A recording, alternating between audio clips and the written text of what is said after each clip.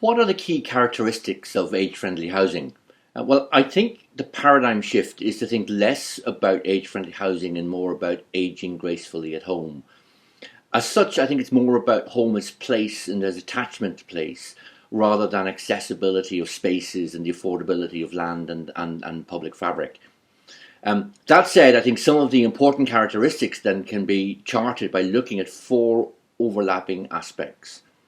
The dwelling and its spatial organisation, the fit between the dwelling and the person's intrinsic capabilities, functionings and aspirations and living arrangements, the situation and connectivity of the dwelling within the local neighbourhood setting and landscape, and I suppose the community and social fabric which sustains the community and upon which residents draw upon their resources for supports. Ergonomics, accessibility, safety and security and human comfort permeate all these aspects. But I think the four things I'd really want are great natural light and brightness, smooth transitioning from inside to outside with a nice sunlit balcony or patio, easy movement between living areas, kitchen dining, bathing rooms and sleeping areas, enough space for storing stuff and minding to my hobbies, reading, playing music, drawing or whatever, and a space to accommodate a family member or a friend if they come and visit for a weekend. I think close enough that I can get some exercise walking to local amenities.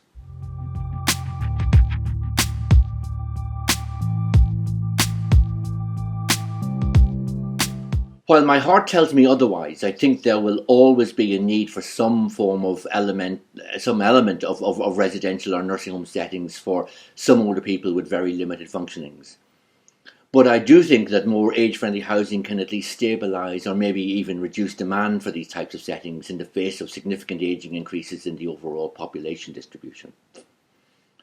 However, I do think this topic of housing versus institutional home needs needs to be looked at in a little bit more detail, as we can soon get caught up in definitions around housing typographies and models of care. While we are all very busy trying to promote and provide more age-friendly housing in the mainstream market, the nursing home sector is not standing still, and innovation is happening from both directions.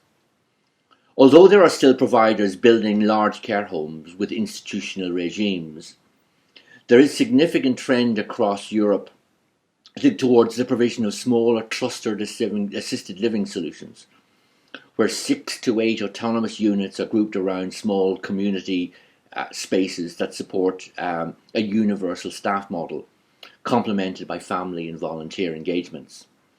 These locations are often regulated, and though they are care homes by name, they provide a wider range of gerontological services to both residents and community dwellers living in the neighbourhood at a smaller and more homely frame. However, I think it is now evident that new age-friendly housing or existing housing adapted to meet universal design quality standards and guidelines, these combined with social supports can meet most of the housing needs for older persons through our later years and out towards our end of lives, mitigating against the impulse to supply ever more nursing home beds.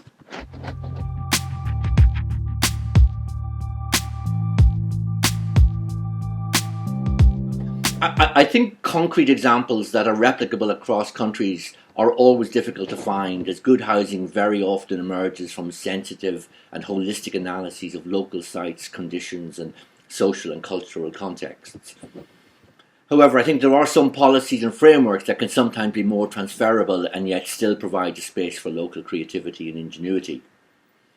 Last year in Ireland, 2 government departments, Housing and Health, produced a joint policy statement on housing for an ageing population. What is interesting about the policy is its holistic approach, centred upon the experiences of older people of different abilities living across different spatial hierarchies in cities, in towns and in villages. The policy looks at both environmental and social aspects with a very strong central theme of placemaking. Essentially, it sets out 6 key principles to achieve in delivering age-friendly housing, and these need to be taken together.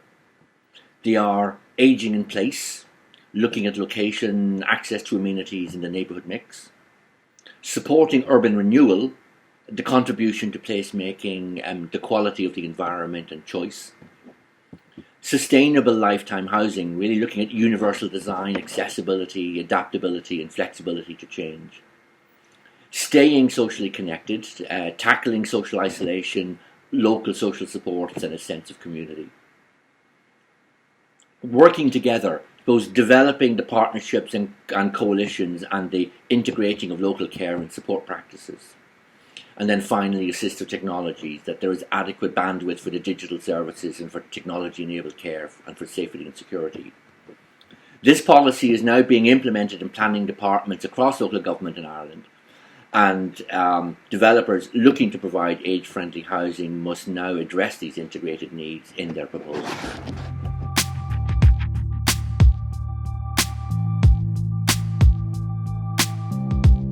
Housing topologies can be very diverse across Europe.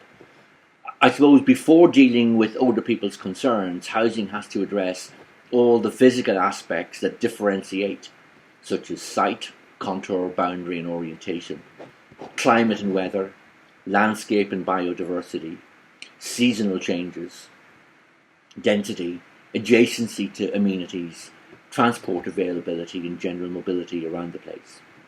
Then there's differences in the community and social sphere, the proximity of family, the organisation and availability of community-based health and social services, and the culture of soft support and volunteering. So I think age-friendly housing has to be seen within the context of local and regional development planning and local housing patterns and design and construction patterns. That said, I do think there are converging trends that are playing out across Europe that are influencing age-friendly housing design and that are driving similar responses. Some of these are NZEB, or near zero energy rating, affecting the building fabric, its airtightness and the reduced energy loading required to improve thermal comfort. Urban apartment living, the increased provision of dual aspect 1 and 2 bedroom units in urban environments with balconies and sometimes enclosed winter gardens.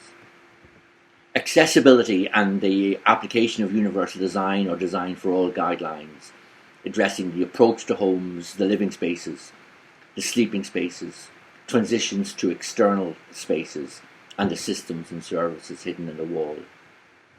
However, for me, at this stage of development, the thing I notice is how many schemes are very profoundly ethically based and emerge from providers with a strong ethos and philosophy of care and caring for people and our planet together.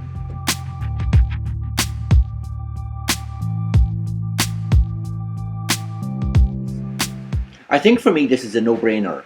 Join the WHO Global Network of Age-Friendly Cities and Communities, or its affiliate network here in Europe, the Covenant of Demographic Change at agefriendlyeurope.org. I say this because ageing in place is more than housing. It's a community's way of being, it's a way of acting, and it's about identity, belonging and attachment. And it's about all the place-centred and place-making processes that underpin and reinforce this. So I think to get momentum and to sustain it, municipalities need to have a strong, holistic and jointly owned strategy and action plan to make their cities or communities age-friendly. Along with setting direction, I think this type of commitment will drive the formation and coherence of the types of multi-stakeholder coalitions that are required. And it should help create the conditions where more of the diversity of older people across the community can find their voices to inform, influence and participate in the evolution, sometimes maybe even the transformation of the community towards more age-friendly character.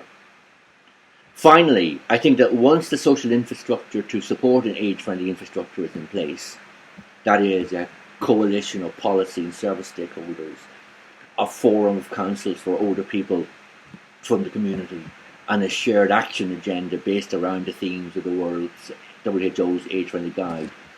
Once these elements are in place, I think there is then the conceptual space and the permission to innovate and to experiment and to trial and error to get to your ways to improve ageing in place and to make it better and better for more and more.